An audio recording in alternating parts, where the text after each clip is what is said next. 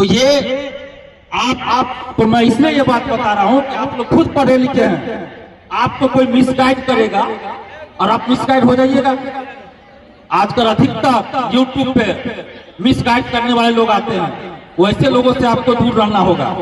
और जो वर्दी आप लोग धारण करते हैं तो उस वर्दी का लाज भी रखना चाहिए। मैं यही कहूंगा, ऐसा न हो कि आप सिपाही बन गए, दरोगा बन गए और कोई 10,000 20,000 रुपया दिया और जो बलात्कार किया उसको छोड़ दीजिए, जो बलात्कार नहीं किया उसको फंसा दीजिए। ऐसा नहीं हो रहा है क्या? बताइए तो, ऐसा हो रहा है कि नहीं हो रहा है? तो ये इंसानियत के नाम पे क्या है, गलत है कि नहीं है? वैसे लोगों को फांसी होनी चाहिए, एकदम फांसी होनी चाहिए। 3 दिन तक कोई दरोगा, कोई थाना को पता है कि यहाँ पे लड़की भर्ती है, उसके साथ रेप हुआ कि नहीं हुआ उसको छोड़ दीजिए, लेकिन एक बार भी किसी से पूछताछ नहीं और कोई एफआईआर नहीं। और वैसे लोग खुलेआम बोला, वही दरोगा एसआईटी में भी शामिल है, वही दरोगा एसआईटी में शामिल है। ये कितने दुर्भाग्य की बात है कि चोर से ही हम चोरी की जांच करवा रहे हैं, जो चोर है उसी से हम चोरी की जांच करवा रहे हैं। ये कैसे संभव है? जो पेपर लीक में संलिप्त हो उसी से हम पेपर लीक की जांच करवा रहे हैं। जो पेपर लीक करने वाले मास्टरमाइंड लोगों को बचाता है उसी को हम कह रहे हैं कि बलात्कार में जो शामिल है कि नहीं है उसकी जांच कीजिए, बलात्कार हुआ कि नहीं हुआ जांच कीजिए। तो ये जांच कभी संभव है? जब हम पटना गए थे पहली बार तो शिल्पी गौतम का एक मामला आया था, आज तक पता नहीं चला उसका बलात्कार और मर्डर किसने किया, और अभी चल रहा है ये काम।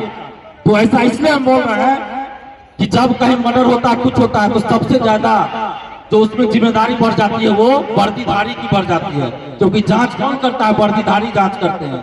तो आप लोग जब सिपाही दरोगा बनिएगा तो ऐसा कम से कम नहीं कीजिएगा। मैं यही आग्रह कर रहा हूँ आप लोगों से।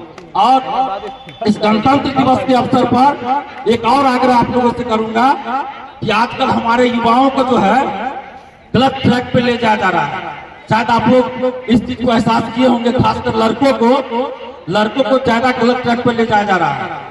स्कूली शिक्षा ध्वस्त है, यूनिवर्सिटी की शिक्षा ध्वस्त है। हम लोग का जब हम लोग थे तो शौक होता था कि पटना यूनिवर्सिटी में कम से कम एडमिशन हो जाए। आज पटना यूनिवर्सिटी में सीट खाली रहता है, 4-5 बार लिस्ट जारी होता है कि बाबू आओ एडमिशन ले लो, फिर भी सीट खाली रहता है। ये नौबत आ गई है। और अभी गांव युवाओं में, बच्चों में, छोटे छोटे बच्चों में सूखा नशा का प्रचलन हो गया है। यह है कि नहीं सही बात? आप लोग बताइए। सॉल्यूशन, व्हाइटनर, क्या क्या सब आ गया, गांव में मिलता है। ये छोटी मोटी बात नहीं है, ये पढ़ाई लिखाई और नौकरी से ज्यादा ये जरूरी है कि इसको पहले दूर किया जाए। क्योंकि आप नौकरी में चले गए और सूखा नशा, ये कोई नशा का आपको आदत लगा, क्या नौकरी कीजिएगा?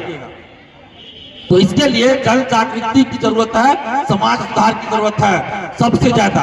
और हम तो सरकार से मांग करते हैं कि स्कूली शिक्षा, यूनिवर्सिटी शिक्षा और जो कॉम्पिटिटिव एग्जाम होता है सब में अनिवार्य रूप से नैतिक शिक्षा को शामिल किया जाए, अनिवार्य रूप से, जिसका कि मेरिट में मार्क्स जुड़े, सिर्फ दिखाने के लिए नहीं कि आप इतना नंबर लाइए पास कर जाए, नहीं, मेरिट में जुड़ना चाहिए।